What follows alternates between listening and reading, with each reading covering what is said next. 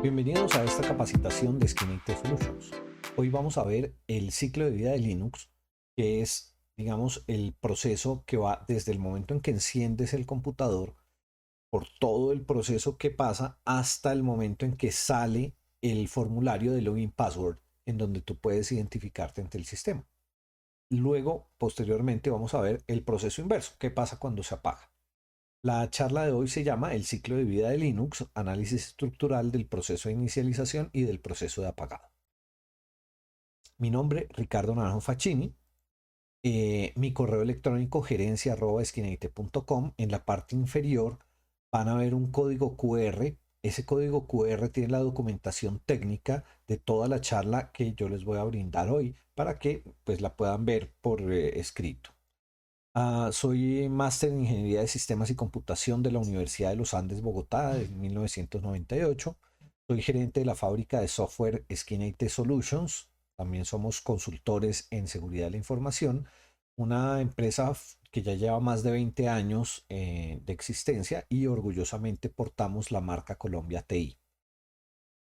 Soy docente de la Pontificia Universidad Javeriana desde hace más de 25 años y he sido también docente de múltiples universidades como la Universidad de los Andes, la Escuela Superior de Guerra, la EAN y bueno, muchas otras. Y actualmente soy el representante de Colombia ante la UPADI en el Comité de Ciberseguridad. Bueno, entrando en materia, ¿qué pasa cuando yo enciendo el computador? Cuando enciendo el computador es como si fuera una carrera de relevos, en donde pues cada corredor hace su pedacito.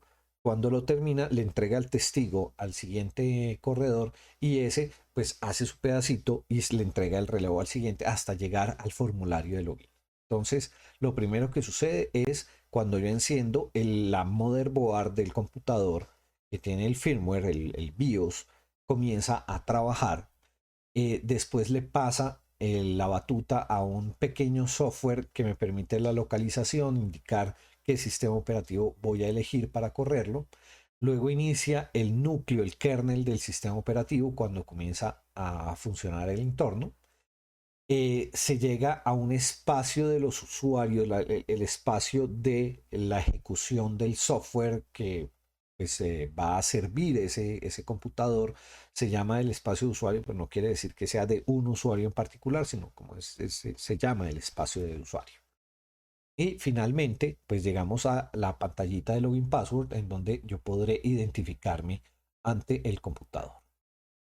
Bueno, vamos a concentrarnos en el primer paso, el hardware y el firmware, el despertar de la máquina. Entonces, apenas yo doy el inicio al equipo, todo va a funcionar dentro del motherboard. ¿Sí? Lo primero que pasa es que sucede el proceso post Power On Self Test. Ese proceso post lo que hace es un diagnóstico de la CPU, un diagnóstico de la RAM, si están bien, si existen, si están conectadas, si no están dañadas, si el voltaje que está recibiendo la motherboard es un voltaje adecuado, ¿cierto? Y en cualquier fallo crítico que haya, la motherboard va a emitir un pito, iluminar algún bombillito y se va a detener. Si todo sale bien en ese post, pasamos al mapeo físico e inventario, en donde lo que hace la motherboard es revisar todos los puertos por donde se puede conectar un usuario. ¿Sí? Entonces, por ejemplo, en este caso, entonces acá tengo el puerto de conexión de la pantalla, los puertos USB, los puertos de sonido, los puertos PCI o el de la tarjeta de sonido, los puertos de la memoria RAM. Todos estos puertos, todos esos conectores por donde se puede hacer algún tipo de conexión de un dispositivo a la motherboard, lo que va a hacer la motherboard es hacer el mapeo escaneando todos esos buses de datos para ver si hay algo que ya está conectado ahí o si hay algo por donde se me pueden conectar más adelante. Y finalmente se pasa al proceso de arbitraje de inicio, en donde se consulta pues cuál es el disco duro, la unidad USB por donde va a arrancar el sistema operativo, porque a veces yo le digo, no, arranque del sistema operativo que yo tengo en esta memoria USB, no desde el disco duro, o yo quiero arrancar el sistema operativo a través del cable de red. Entonces, pues básicamente lo que ustedes van a encontrar es este tipo de pantallas de BIOS. Cuando ustedes encienden el computador, dice algo así como hit del in order to run setup, eh, o F2 o F10, dependiendo de la marca. Van ustedes a tener diferentes botones y van a tener diferentes pantallas, pero en últimas son las pantallas con las cuales yo puedo configurar la forma de arrancar de la motherboard. Le puedo cuadrar la hora, la fecha, algunos detalles de seguridad, algunos parámetros de configuración. Nuevamente, dependiendo del fabricante de la motherboard, voy a tener más opciones o menos opciones. Y entre las opciones que hay, pues va a haber esta pantallita que dice, por favor seleccione el dispositivo de arranque, y me dice todas las opciones que hay. En este equipo particularmente se tenía una unidad de CD-ROM, tenía un disco duro SCSI y se tenía una tarjeta de red. Entonces son las tres formas con las que yo puedo inicializar ese computador. Entonces yo elijo y el computador continúa con un diagnóstico físico. Entonces, como resumen, primero le doy el suministro eléctrico, le mando la corriente, el procesador recibe la energía y ejecuta el vector de interrupción hacia el código del firmware. El firmware comienza a hacer la rutina post que valida el voltaje, valida si hay CPU, si hay RAM, mira todas las anomalías y si es necesario enciende un bombillito, hace un pito y apaga o bloquea el encendido de ese computador. Luego hace un inventario del hardware, revisa qué conectores hay y en qué conectores hay algo conectado y en qué conectores hay algo que se puede conectar posteriormente. Y finalmente consulta cuál es la prioridad para el arranque de acuerdo pues con lo que yo le indiqué en esa pantalla del BIOS.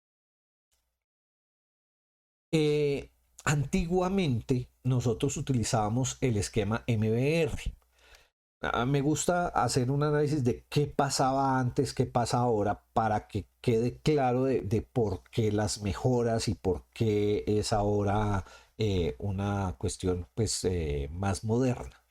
Entonces, antes existía el Master Boot Record, el MBR, que tenía una estructura rígida, es decir, en el sector cero del disco, en el primer sector del disco, se almacenaba ese primer programa que se ejecutaba apenas subía el firmware y le decía, bueno, disco, ya comience a ejecutarse. Entonces el disco buscaba en el sector cero y ahí tenía 512 bytes en donde estaba ese primer programita, ese primer pequeño programita, y a partir de ahí pues arrancaba. El problema de ese MBR es que tenía un límite de 2 teras y si había un disco duro de mayor de 2 teras, pues simplemente no permitía el formateo, no permitía redundancia. Si el sector cero se dañaba, a pesar de que el resto del disco estuviera bueno, el disco fallaba y fallaba el inicio.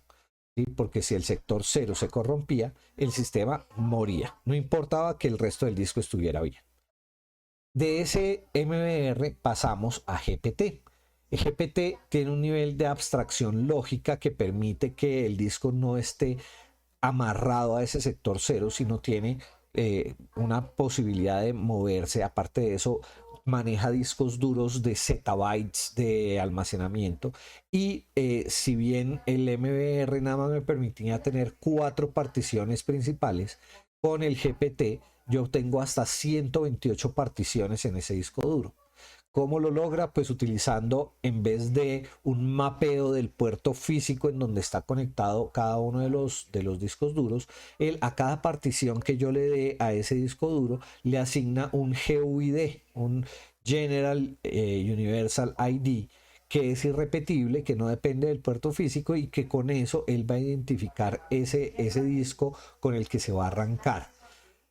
Aparte de eso, este GPT también permite tener una copia de respaldo redundante nativa al final del disco para pues garantizar esa recuperación del disco. Bueno, entonces en el pasado el MBR tenía un entorno rígido de 16 bits. Esos procesadores ya no se consiguen Hoy lo mínimo que se consigue es un procesador de 32 y usualmente son de 64 bits, o sea, ya los de 32 también son diferentes, pero digamos GPT aguanta 32 o 64 bits, una arquitectura nativa paralela de 32 64 bits. En MBR teníamos una lectura ciega de sectores físicos ocultos, o sea, iba al sector cero. Hoy en día lo que tenemos es una comprensión lógica de los sistemas de archivos.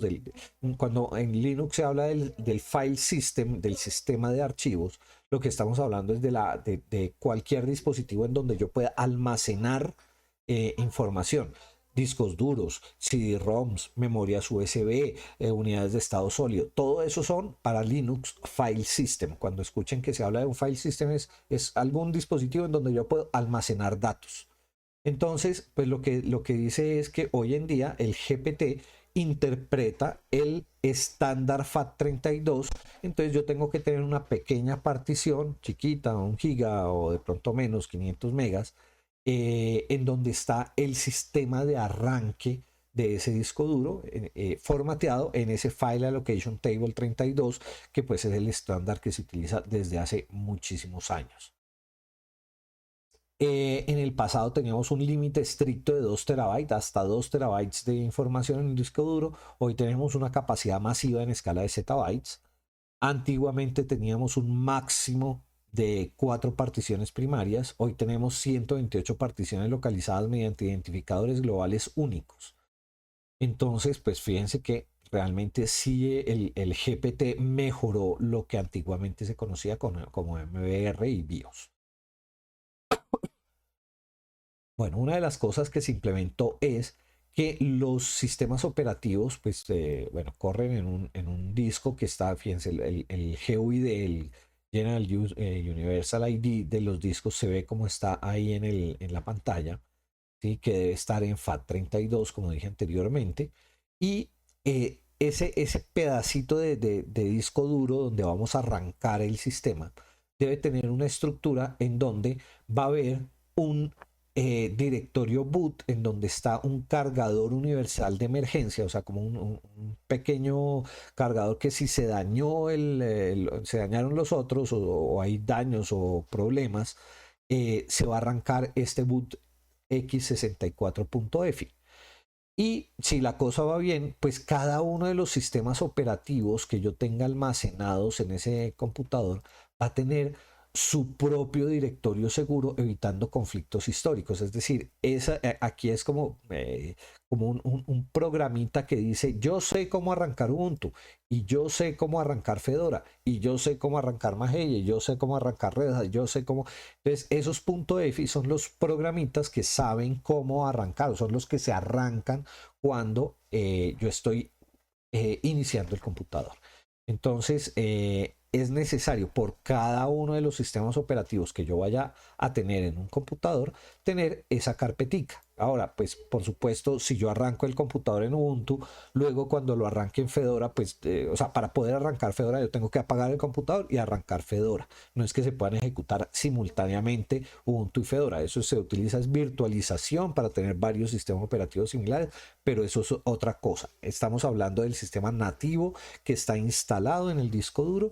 Entonces, siempre yo escojo cuál sistema operativo voy a arrancar en ese computador.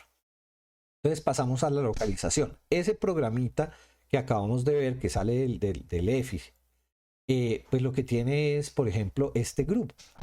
Aquí tenemos un group de Debian en donde tiene dos opciones, el Debian Linux o el Advanced Options for Debian. Entonces, dependiendo de cómo yo quiera arrancar mi Debian o si quiero hacer un test de memoria o un test de memoria de serial, bueno, no sé, diferentes opciones de arranque para que el computador arranque normalmente en el Debian o en alguna de las otras alternativas.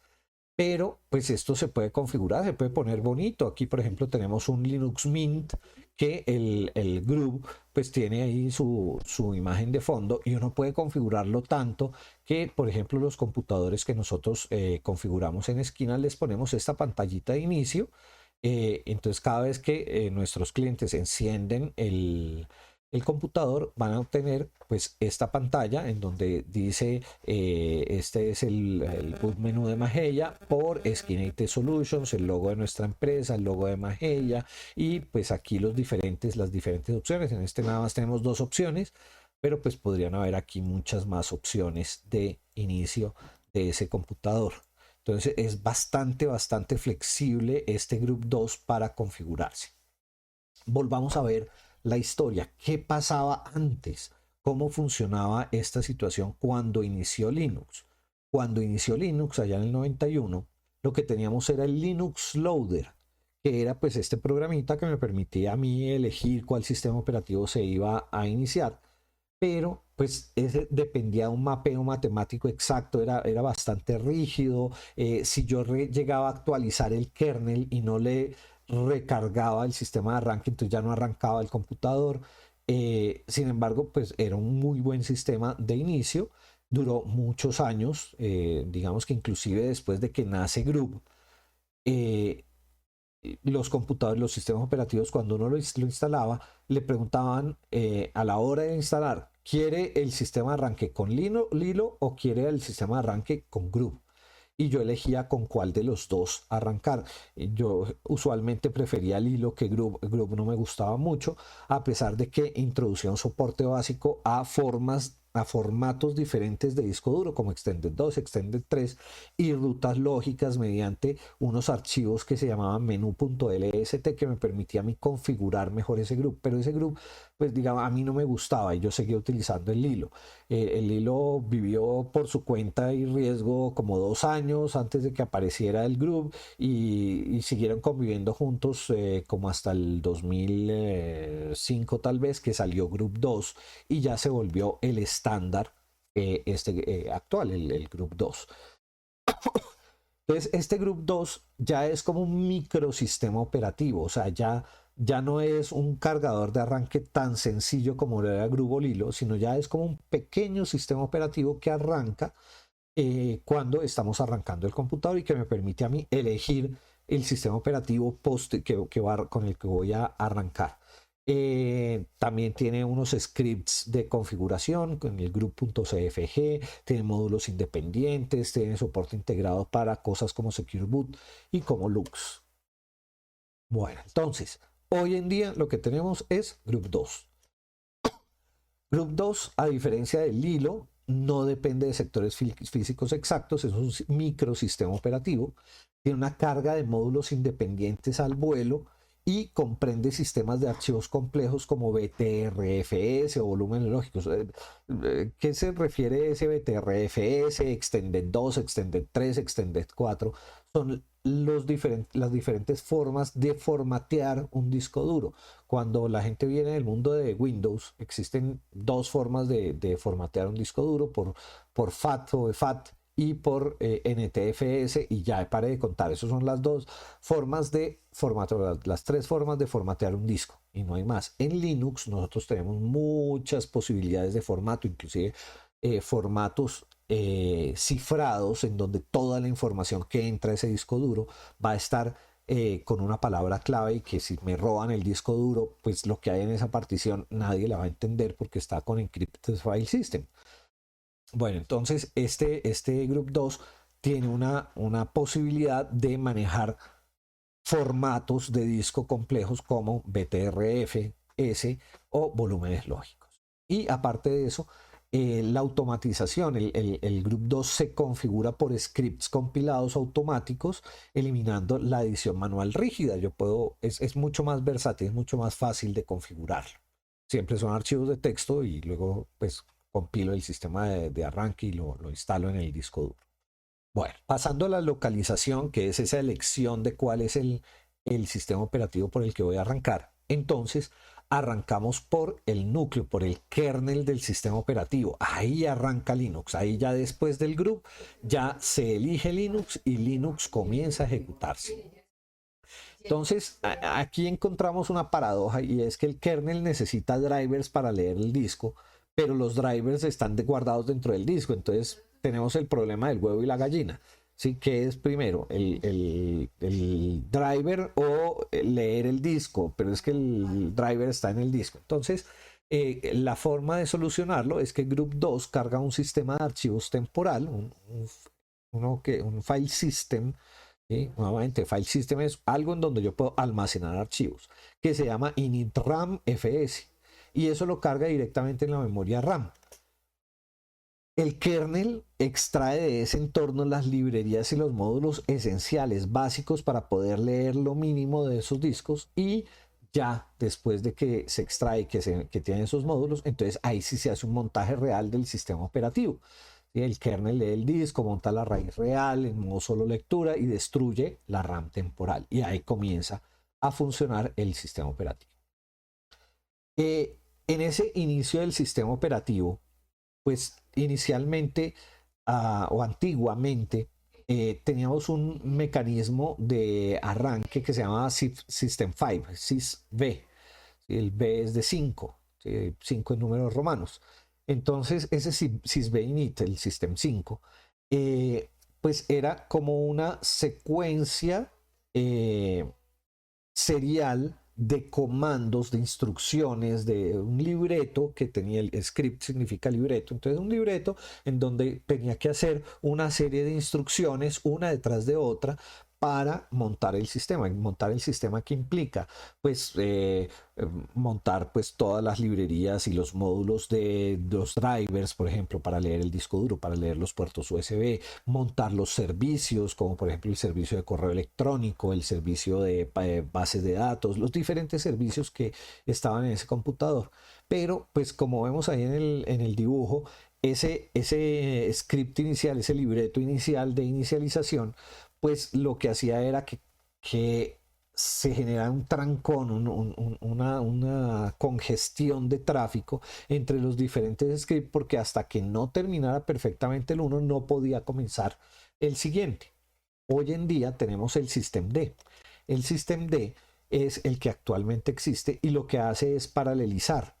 Y entonces antes, si por ejemplo yo arrancaba el computador y no estaba el teclado, el script de reconocer el teclado decía no existe el teclado y bloqueaba todo de ahí en adelante, pero de pronto yo podía conectarme remotamente a ese computador.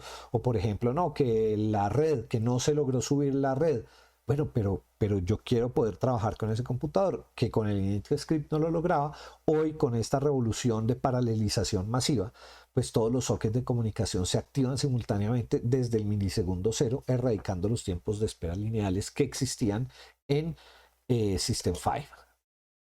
Bueno, cuando arranca el computador, pues ustedes le dan escape para que les muestre paso a paso lo que está sucediendo.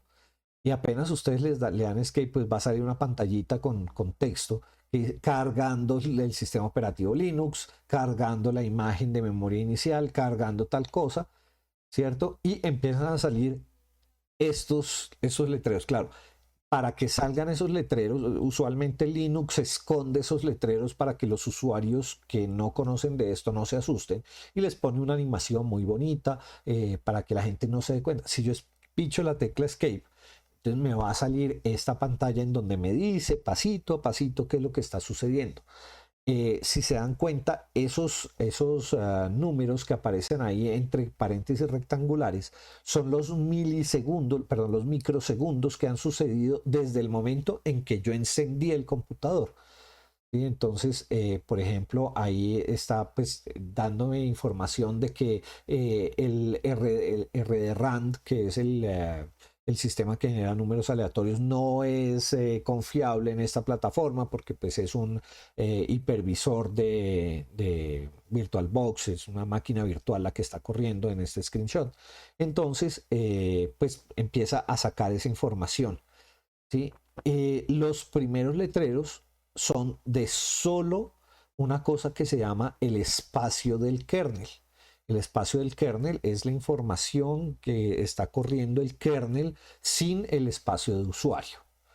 Entonces, en esta pantalla, hasta ahí donde dice el error, please switch to a supported graphic device to avoid problems, hasta ahí va un espacio de kernel, unos reportes, una bitácora de información que sale del espacio del kernel únicamente.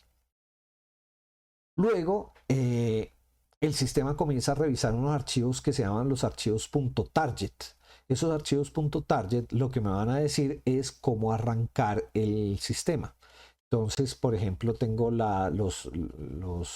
bueno, anteriormente el System 5 utilizaba RC.0, RC.1, RC.2 y esa era la secuencialidad que me enloquecía, esos números de run level. Hoy en día son archivos .target.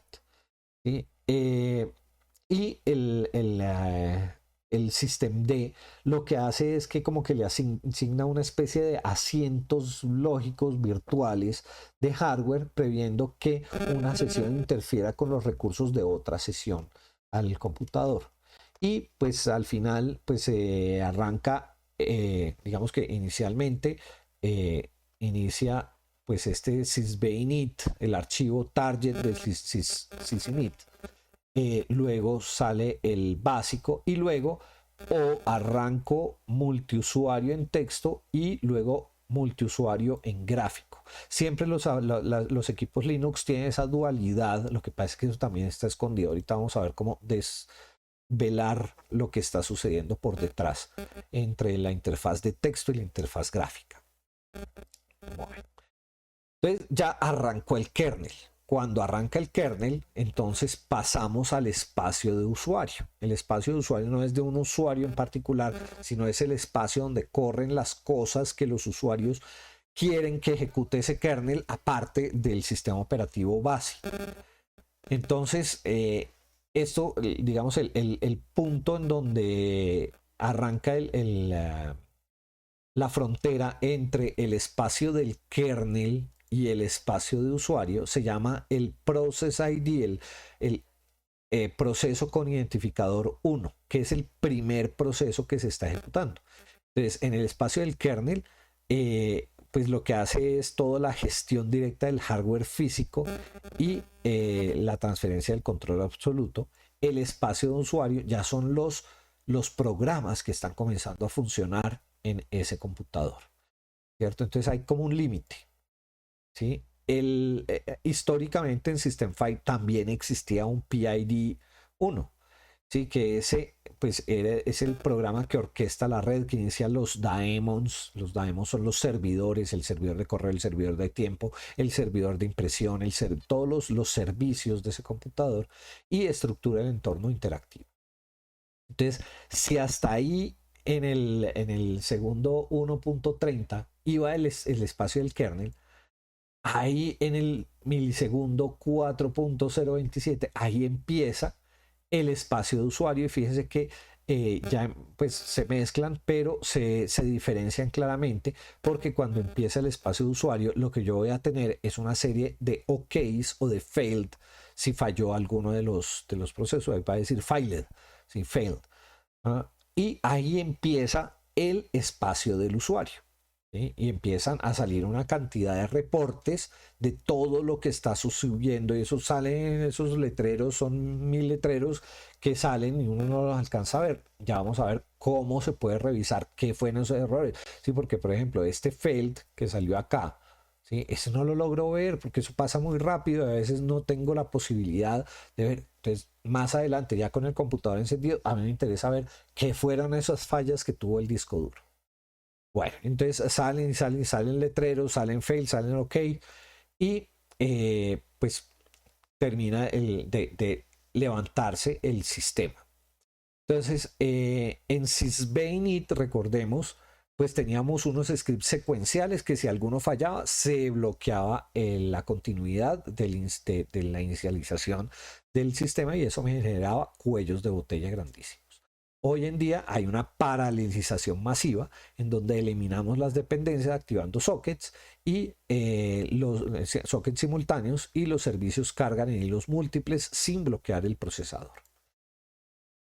Los comandos para parar un servicio, para arrancar un servicio, para habilitar un servicio, pues cambiaron. Antes en System 5 se decía service tal cosa, start o stop o restart. Hoy en día se utiliza el systemctl start tal servicio, ¿cierto? Entonces, básicamente, ¿qué hacen esos comandos? Entonces, el comando es systemctl, yo le digo qué acción y qué servicio. Entonces, las acciones, ¿cuáles son las posibles acciones? Arranque, pare o apáguese y vuelva a encender. Start, stop y restart. Acción de enable o disable. Enable es cuando cada vez que yo encienda este computador, quiero que ese servicio esté activo, quede activo por ejemplo, una base de datos. No es que esté en mi servidor de base de datos. Quiero que cuando encienda yo el computador, pues encienda el servidor de base de datos. O de pronto no, de pronto yo tengo una base de datos, es como para ensayar, como para laboratorio y no lo voy a necesitar todo el tiempo. Entonces le digo disable, déjeme que yo le hago un start cada vez que yo encienda el computador. Entonces ese enable o disable lo que hace es que habilita que al reiniciar el equipo, ese servicio quede activo o no quede activo. Y el status lo que me di cuenta es cómo está ese servicio, que me da información de si está en ejecución, de si está detenido, de si está bloqueado, de cómo está ese servicio. ¿Cuáles son los servicios disponibles? Pues hay un comando que es el systemctl list unit files -type igual service, y ese systemctl list, pues lo que me va a listar es todos los servicios que están instalados en ese computador. Entonces puedo tener el servicio Apache para páginas web, el servicio Postfix para correo electrónico, el servicio NTP para que sincronice la hora con el reloj atómico mundial, con los servidores de NTP. Si tengo el CUBS, que es el sistema de impresión, si tengo el cron, que es el que automatiza los procesos, y yo le puedo decir a las 4 de la mañana haga esto, a las 3 de la mañana haga esto otro, el primer día del mes que caiga en lunes haga esta otra cosa. Ese es el cron, el Postgres, una base de datos, no sé, los servicios que yo le instalé a ese equipo para brindar servicios desde ese computador. Entonces, digamos que para el arranque del computador, los únicos que van a arrancar de ese listado son aquellos que están en enable. Si no están en enable, pues enciendo yo el computador y el servicio no arranca hasta que yo diga específicamente systemctl start Apache. Y entonces ahí arrancó Apache. Por supuesto, no todo es por línea de comandos. Existen administradores de servicio del sistema que me permiten, pues de una forma gráfica más fácil, decir o visualizar, por ejemplo, que el servicio GDM está corriendo, que lo que está habilitado, está enabled, ¿sí? Al iniciar, o yo tengo un botón para arrancarlo o para detenerlo.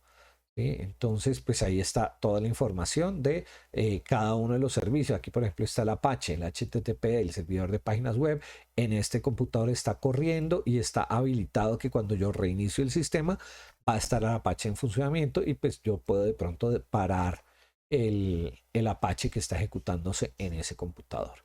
Entonces, pues si bien tenemos los comandos de línea de comando que son muy importantes, sobre todo cuando yo estoy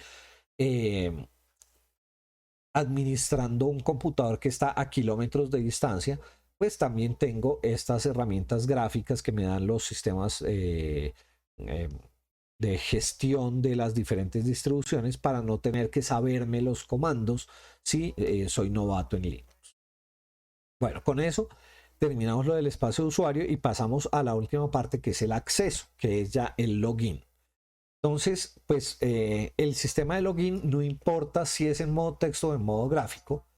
Esos subsistemas lo que van es a arrancar unos archivos .target, ¿sí? Los mismos .target que hablamos antes, que tienen las instrucciones de cómo arrancar y los parámetros de cómo arrancar, ya sea el sistema de texto o el sistema gráfico.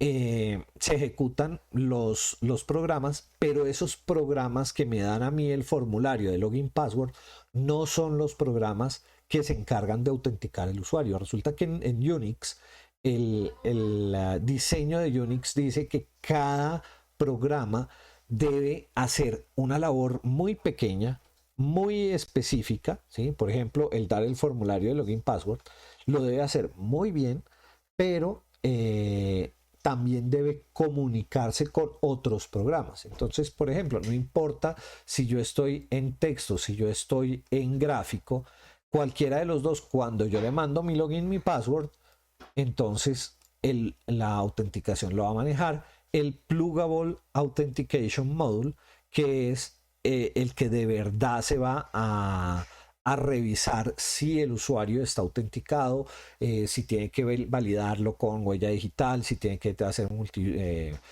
autenticación multifactor, o bueno, cómo va a ser esa autenticación. Entonces este PAM es un módulo, ¿sí?, para autenticar el usuario de las diferentes formas como esté configurado. Pero eso no lo hace ni la pantalla de texto ni la pantalla gráfica que me está preguntando login password. Ellos simplemente capturan la información y se la pasan al PAM, y el PAM pues delega la responsabilidad criptográfica o recibe la delegación de la responsabilidad criptográfica y los límites de recursos en este subsistema central. Bueno, una vez termina de arrancar el sistema, pues lo que voy a ver es en servidores que no tienen la pantalla gráfica. Esa vaina consume un montón de recursos para hacer los dibujitos de la pantalla, y aparte de eso tiene huecos de seguridad, o es incrementar la superficie de ataque de un computador, las vulnerabilidades que me genera ese computador. Entonces, en los servidores usualmente lo que yo tengo son terminal types, que son estas pantallitas de login password que son en texto, ¿sí?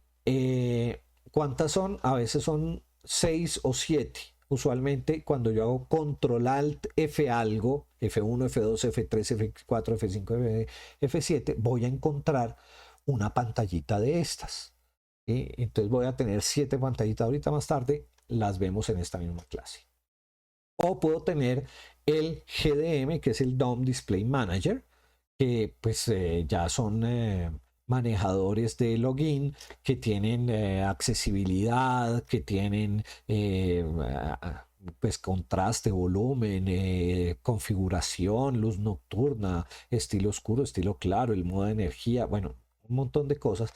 Y en particular está este botoncito en el GDM, con el cual yo puedo cambiar, y yo puedo decirle arranque en Genome, arranque en KDE, arranque en Window Maker, arranque en Mate. Yo utilizo muchísimo Mate porque es muy chévere y es muy liviano, se lo recomiendo, Mate Desktop.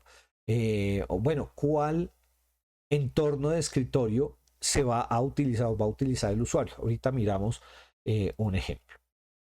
Bueno, o por ejemplo el de KDE, que pues es diferente. Fíjense que el de Genome se ve de una forma, el de KDE se ve de otra, pero es que ninguno de ellos está manejando la autenticación. O por ejemplo el XDM, que es el histórico, el más liviano. Ninguno de estos programas está haciendo ningún tipo de autenticación. Simplemente es el formulario que recibe login password, ¿sí? Se pueden configurar, yo le puedo poner colorcitos, el diagrama, la imagen de fondo. Bueno, no todos. Este, por ejemplo, que es el XDM, ese es el más básico que hay. Pide login, pide password, eso no tiene ningún tipo de configuración. Y eso se va todo por defecto. Es muy liviano para cuando uno tiene un hardware muy viejito, un computador muy viejo, un computador muy básico, con poca RAM. Pues este XDM pues es una maravilla para esos equipos porque no me va a consumir casi nada de recursos. Bueno, importante recordar, ¿sí?, que no importa si yo estoy en modo texto o si estoy en modo gráfico, ninguno de esos hace la autenticación. La autenticación la hace el PAM, que ese es el que cruza los datos de login password con los sistemas de criptografía o de LDAP, o bueno, lo que se necesite para que se valide la autenticación de ese usuario. Bueno, una vez estoy ejecutando o corriendo el sistema, entonces tengo una serie de comandos que me permiten cambiar el modo de operación de Linux. Entonces, por ejemplo, si yo abro una terminal, me convierto en root y le digo init 0. Init 0 es apáguese, ¿sí? Y entonces el computador se apaga. Importantísimo cuando yo estoy manejando un computador a kilómetros de distancia, ¿sí? Entonces ese init 0 es apáguese.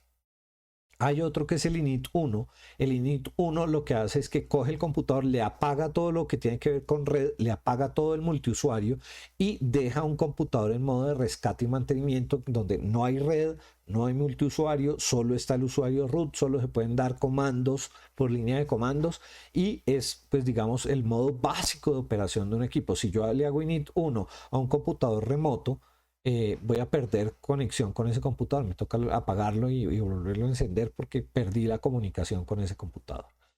Está el init 3, que es el modo de texto para multiusuarios, es el que se utiliza usualmente para servidores. Está el modo 5, el init 5, que es cuando sale el entorno gráfico para las estaciones de trabajo, y el init 6, que es reinicio, apágate y vuélvete a encender. Entonces, init 0 es apáguese, init 1 es pasemos a modo de solo administrador, modo de rescate. Init 3 es servidor, entorno de texto, no tengo nada de mouse, no tengo nada de ventanas. Init 5 es ya estación de trabajo, ya puedo escribir cartas, puedo leer correo, puedo hacer muchas cosas de usuario final. Init 6 es apágate y vuelve a arrancar. Entonces, bueno, cuando yo estoy dentro de, por ejemplo, en esta consola de texto, entré como root y le digo init 5, él se cambia y me pasa al login gráfico.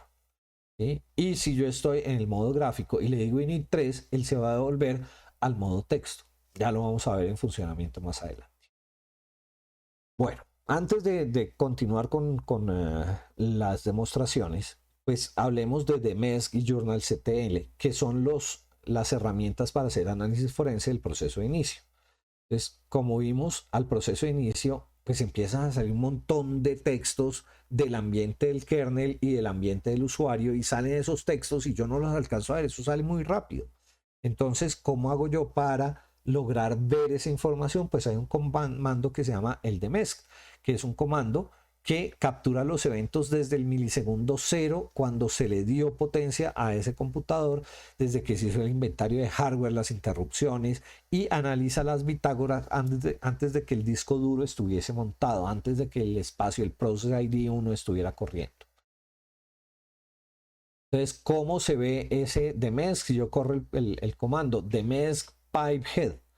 Entonces, bueno, el pipehead lo que hace es que todo el comando de MESC que saca un montón de información, estoy sacando las 10 primeras líneas. O sea, ese palito, ese pipe, lo que hace es que de todas las líneas que sale el de MESC, todas se las mete al head y el head me escoge nada más las 10 primeras.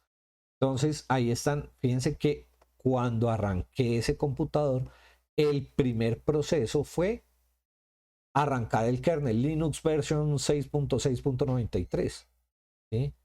Y pues después de eso, pues ya comienzan a ver el boot image, después comienza a hacer reportarme un bug del firmware, después comienza a hacer todo lo de BIOS y todo está marcado con el milisegundo exacto en que sucedió después de que comenzó la bitácora a registrarse.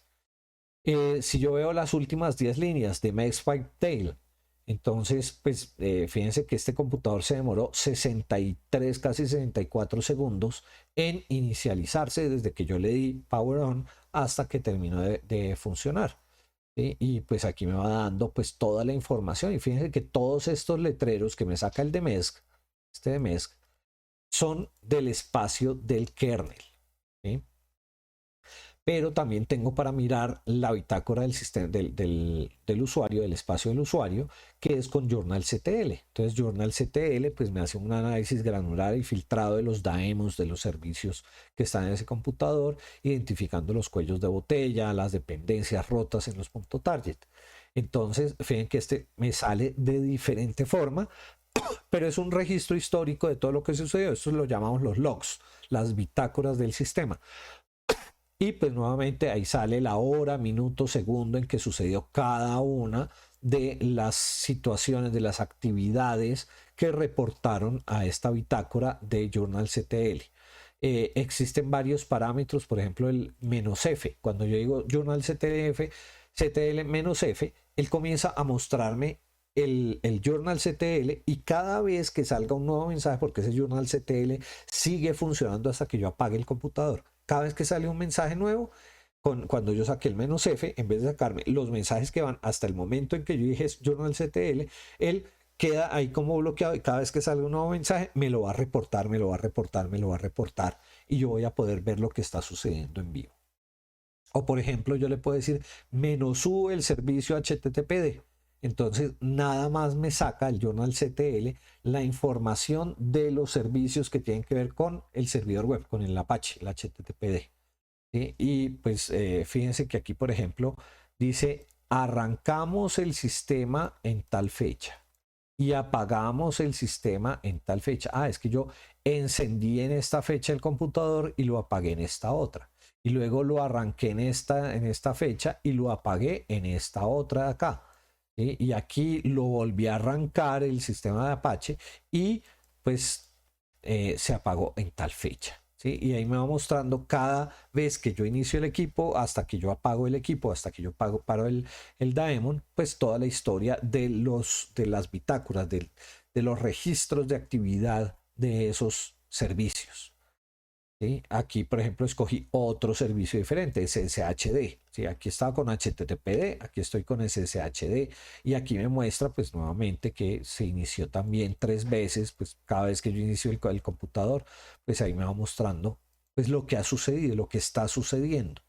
¿Sí? Aquí, por ejemplo, en esta ejecución, pues simplemente estuve escuchando y no pasó nada. Aquí, pues lo mismo, pero acá en esta última ejecución, fíjense que acepté una actividad PAM para el usuario llamado usuario que se conectó al sistema.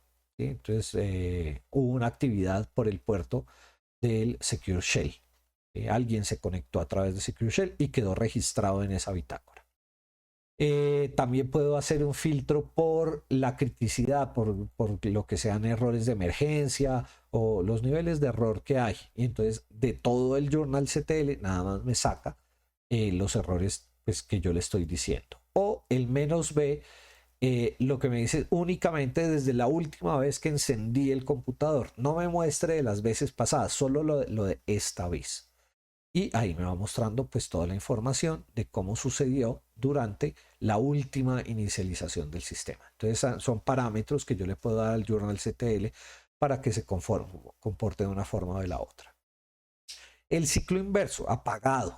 Entonces también cuando se está apagando es un proceso más sencillo, pero también es ordenado. Entonces, por ejemplo, lo primero que hace el sistema operativo es que le manda a todos los procesos una petición cortés de clausura. ¿Sí? Le dice, mira, te voy a dar 90 segundos para que vacíes tu buffer, cierres las conexiones, apagues todos los hilos de ejecución que tienes en este momento trabajando y me reportes que ya te apagaste. Entonces, una petición cortés de clausura. Si con la petición cortés de clausura los procesos no reportan "ya me apagué", entonces agarra una ametralladora y asesina a todos los procesos que hayan quedado vivos a la brava y por la fuerza, liberando los recursos, así no hayan vaciado los buffers, así no hayan cerrado las conexiones, así tengan muchos hilos corriendo. Todos esos procesos que están bloqueando el computador, que no se apagaron en esos 90 segundos, el sistema operativo les da un tiro para que no sufran y se acabó ese proceso. Y al final de todo eso, entonces el computador realiza un comando de sincronización que lo que hace es evitar la corrupción de los datos en los discos duros, en las unidades de estado sólido, haciendo un vaciado de la memoria caché volátil, y los bloques físicos del disco quedan con eso que estaba en la memoria caché, y así el computador puede apagarse sin ningún problema, y la próxima vez que se inicie pues tampoco me va a poner problema. Bueno, como conclusiones, antes de pasar a la parte práctica. Entonces, el proceso de inicio de Linux me genera una abstracción física, ¿sí? Que no está amarrado a sectores exactos y puntos ciegos de un disco duro. Tiene una eficiencia paralela. El sistema D arranca los diferentes servicios de una vez todos en forma paralela para que no se estorben el arranque del uno a los del otro. y puedo hacer una auditoría científica con las herramientas de MESC y Journal CTL para ver qué fue lo que pasó durante el arranque del sistema operativo. El kernel, cuando termino, reasume el control absoluto, desmonta la raíz en modo lectura y emite una llamada a CPI para el corte físico de energía cuando estoy apagando el sistema. Bueno, antes de terminar, entonces pasemos aquí a la parte práctica y miremos aquí una máquina Linux en funcionamiento. Fíjense que aquí arranqué pues un entorno virtual, VirtualBox, y si se dieron esos mensajitos que salió ahí, vamos a apagar la máquina para que vean ese mensajito inicial, ¿sí? Entonces aquí dice que está cargando Group, ¿sí? Bienvenido a Group y pum, y me saca la ventana de Group. Yo aquí puedo elegir cuál de las opciones, si Mageia normalito o Mageia con opciones avanzadas, ¿sí? Entonces, si tengo más opciones, Windows, otro sistema operativo, Red Hat, ahí va a salir. Entonces aquí le digo Mageia y él comienza a funcionar y fíjense, uy, no me dio tiempo de ver Escape. A ver, ahí está.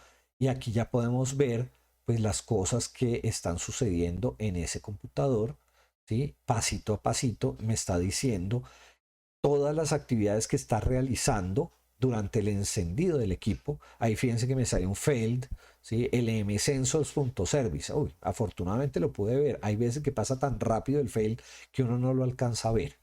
Y finalmente llego a esta pantalla de login, ¿sí? Entonces, pues claro, todo lo que vimos en esta clase, no sé cuánto tiempo llevemos en esta clase, probablemente como unos 40 minutos, pues lo que me está mostrando es el proceso desde que encendí la máquina hasta este sistema de login, que ya sabemos que cuando yo le doy el nombre del usuario y la clave,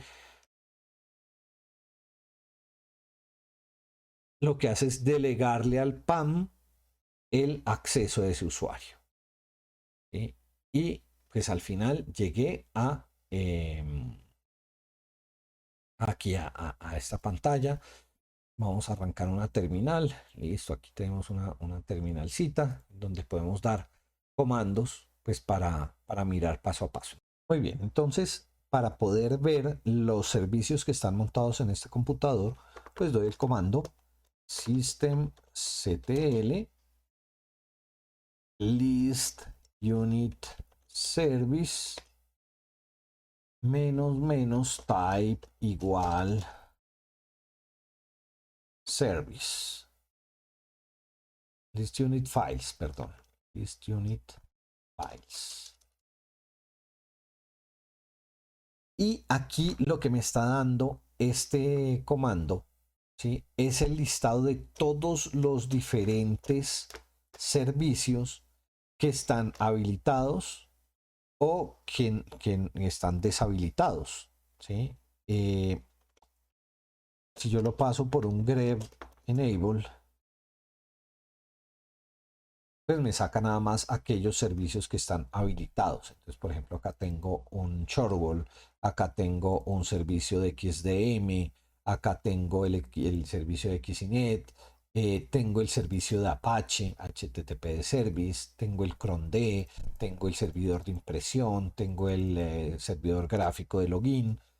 Toda esta es información que son los servicios, ¿sí?, que tiene este equipo activos. Entonces yo, por ejemplo, puedo abrir un navegador, ¿sí?, y ese navegador lo voy a poner a navegar en la página web local de este computador. Entonces le digo aquí localhost.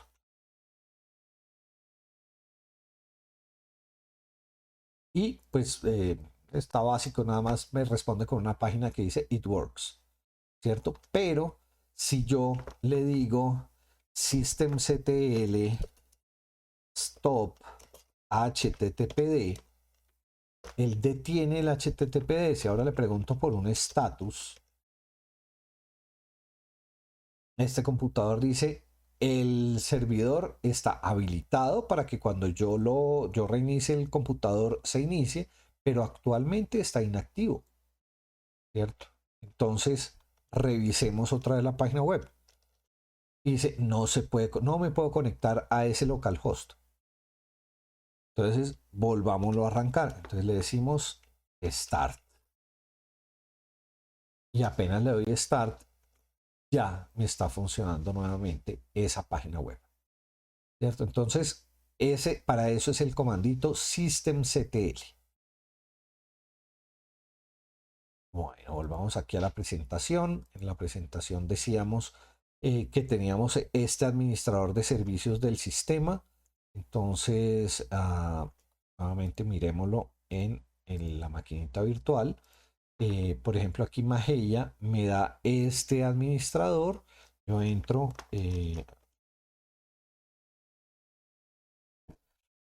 y es un administrador que me permite activar o desactivar los servicios. Entonces me va aquí a sistema, administrar los servicios, y pues acá tengo mi administrador de servicios en donde me dice, vea, por aquí está el servicio HTTP. ¿Dónde está? Por acá. HTTP está corriendo. Perdón, lo vamos a apagar desde el texto. Ahí se apagó, y cuando yo recargo acá, pues ya dice que no se puede. Y ahora lo vamos a activar desde el gráfico. Iniciar. Y ahí está otra vez funcionando ese servidor web. Entonces, pues son herramienticas que me permiten a mí fácilmente pues hacer la administración de esos servicios del sistema. Cada distribución, Red Hat lo maneja de una forma diferente, SUSE de otra forma, Mint de otra forma. Por acá lo que decíamos era que existían unos terminal types, y yo les dije que cuando arrancaba el sistema Unix, en Linux, no solamente arrancaba en texto, sino también arrancaba, pero no solamente en gráfico, como estamos acá, que tenemos mouse, que tenemos dibujitos, que las ventanas, que clic. Si yo hago control alt F2 o F3, fíjense que ahora estoy en el terminal type 3. Problemas con el mouse. El terminal type 3. ¿Sí? Pero aquí yo puedo entrar como el usuario. Vean, usuario. Y le digo que la clave es...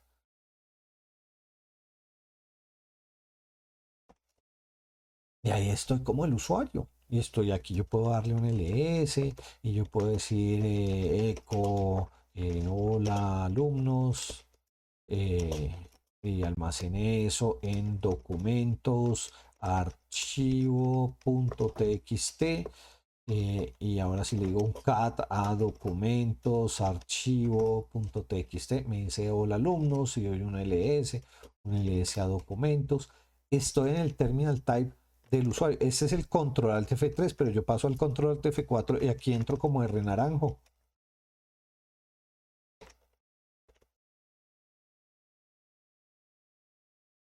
Y aquí, pues fíjense que no tengo pues ningún directorio, solo un directorio TMP, y no tengo la información que tiene el usuario en esta otra pantalla. ¿Por qué? Porque son dos usuarios diferentes, y aquí yo le digo en qué directorio estoy, home R naranjo. Si yo me devuelvo acá y le digo pwd, estoy en home usuario, ¿sí? Y puedo tener control alt F5, acá entro como invitado.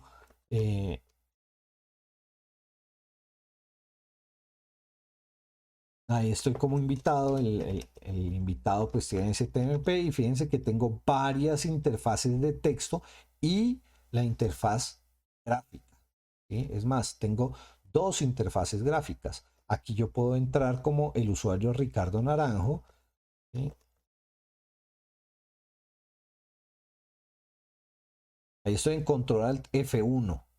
¿Sí? Y estoy entrando como el usuario Ricardo Naranjo, pero si hago control alt F2, aquí estoy en el usuario en donde estábamos trabajando anteriormente con nuestro ItWorks, con nuestro systemctl, y todo lo que trabajamos acá. Listo, esta es la pantalla del usuario R naranjo. ¿Sí? Control Alt F2, la pantalla del usuario. Control Alt F3, la pantalla de texto del usuario. Control Alt F4, la de R naranjo. Control Alt F5, la de invitado. Fíjense, cada usuario está en una pantalla en el mismo computador. Y hay una Control Alt F12 en donde está la bitácora, todo, fíjense, todo lo que está sucediendo en el espacio del usuario me lo está reportando aquí en esta pantalla. Entonces, esos son el control alt F1, control alt F2, control alt F3, control alt F4 y las diferentes posibilidades que yo tengo para cambiarme entre las diferentes consolas gráficas gráficas o de texto que tiene ese computador. Bueno, entonces ahí hemos visto el GDM, el KDM, la conmutación dinámica. Entonces dijimos que teníamos diferentes inits. Entonces pasémonos otra vez aquí al equipo. Y fíjense que si yo en este equipo, aquí como estoy Huamai, ahí soy root, si yo le digo init 1, estoy apagando todo lo que tiene que ver con multiusuario. Ya no existe control alt F1, F2, F3, todo eso lo acabo de matar, ¿sí? Y me pide la contraseña de root. ¿Por qué? Porque aquí nada más puede entrar root. Entonces aquí le doy la contraseña de root.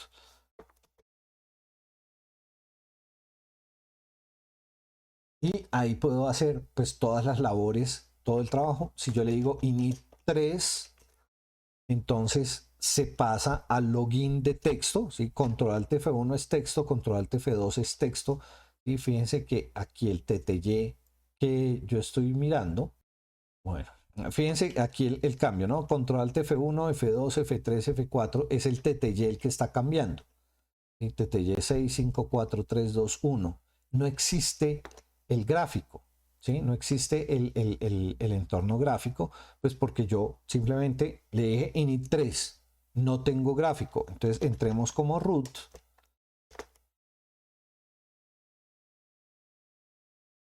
y le vamos a decir init 5. Y al darle el init 5, entonces ya me dice, ah, bueno, ¿quieres entrar como el usuario? Entremos como el usuario. Pero la sesión que yo tenía abierta, esa la mató a la brava. Eso ya no existe, esa sesión que teníamos abierta ahí. ¿No? Entonces, listo. ¿Qué otra cosa hemos visto por acá en la presentación? Bueno, esto ya lo hemos visto. El de MESG. Entonces, miremos ese de MESG, cómo funciona. Entonces, pues básicamente, pues yo aquí en la terminal de texto, agrandemos esto porque va a requerir mucho espacio. Si yo le digo de MESG, pues me saca pues toda la información. ¿Cuánto me sacó de información? Pues un montón de datos. Está desde el microsegundo 00, cuando arrancó el Linux version 6.693. Aquí pues muestra cómo está el Advanced Control Power Interrupt, el manejo de la pila. Por aquí más adelante, entonces, no sé, está todo el manejo de las temperaturas, toda la parte de la red. Aquí está el inicio del disco duro. Por acá están todos los dispositivos PCI activándose y teniendo sus interrupciones. Eh, Aquí se arrancó el subsistema de discos SCSI. Todo lo que va sucediendo quedó ahí registrado, ¿sí? Pero lo importante es que ese DMS pues me saca toda la información del espacio del kernel con el microsegundo en lo que sucedió cada cosa, indicándome qué pasó en cada uno de esos instantes. Y el otro comando era el journal ctl, ¿cierto? Que me saca pues todo lo que tiene que ver con el espacio del usuario, ¿sí? Entonces, pues aquí obviamente esto sí es supremamente largo, ¿no? A ver cuántas líneas por acá, ya van 3000 y pico de líneas, 4000 líneas, 5000 líneas, 6000 líneas. O sea, esto es una información muy detallada de todo lo que sucedió cuando yo arranqué el sistema operativo. ¿Sí? 15000 líneas, vamos por acá. Si yo le digo "-f", pues entonces él me está mostrando los últimos mensajes que sucedieron. Voy a poner aquí una marca y voy a abrir otra terminal. Ah, bueno, aquí.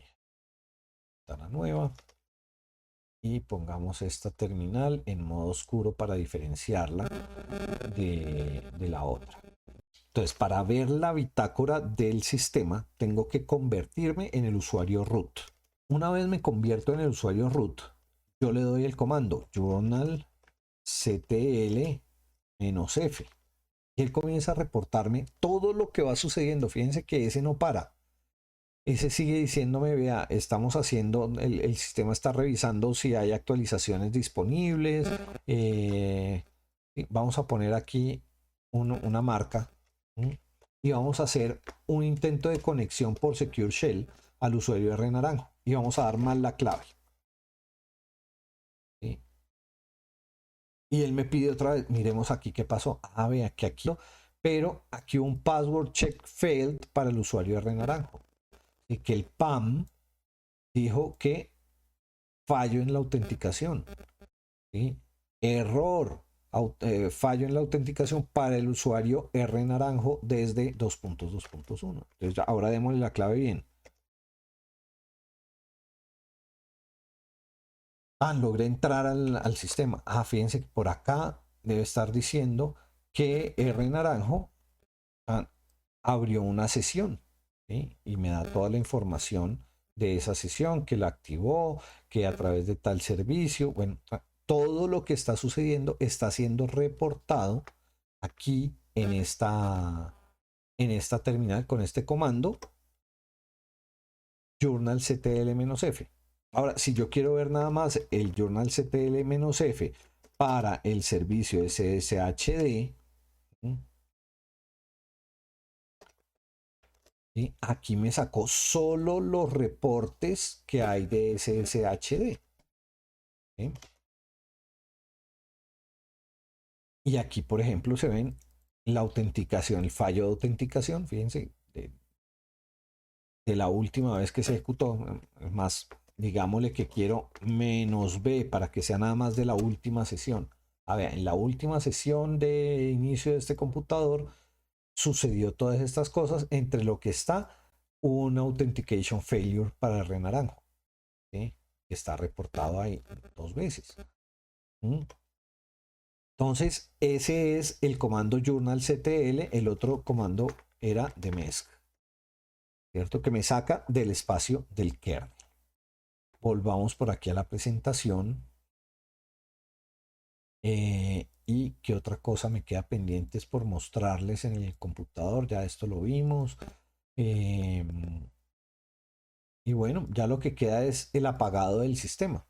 Entonces, echémosle una miradita al apagado de este sistema. Entonces, ¿cómo puedo apagar cualquier sistema Unix? Pues diciéndole init 6, ¿cierto? Si yo le doy init 6 como root, él se va a apagar. O yo también puedo darle aquí clic, apagar, apagar. ¿Sí? Esto va a ser muy rápido. ¿Sí? Apenas yo le dé el apagar, se va a apagar. Apaguemos pues todo lo que tengamos abierto. Listo, ya tengo apagado todo. Van a ver que va a ser un proceso muy rápido de apagado, lo que es una máquina virtual que no tiene mucha carga ni muchas cosas.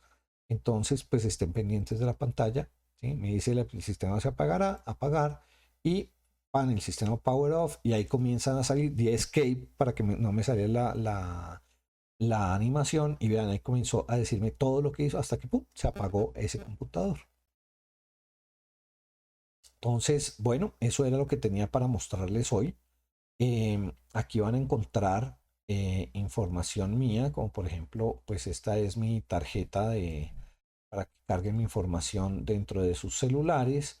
Este es un grupo de Telegram donde publico información sobre seguridad de la información, al que invito a que se suscriban, y acá ese QR es el que tiene la ubicación de la documentación técnica asociada con esta charla.